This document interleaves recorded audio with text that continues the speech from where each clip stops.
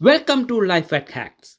In this video, I am going to show you how to find your phone if you mute your phone already. How to locate it if your phone is already set on silence.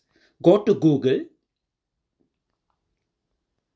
type www.google.com/android/find. In Google Find Hub, you can see all the devices which logged into your Google account. This is my device, Galaxy Note 8. Is already set on silent, as you can see. I'm going to play sound in the browser.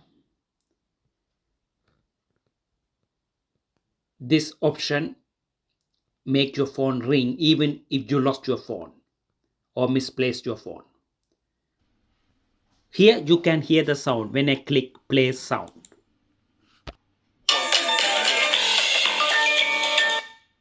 I hope this video will help you find your phone if you lost your muted phone.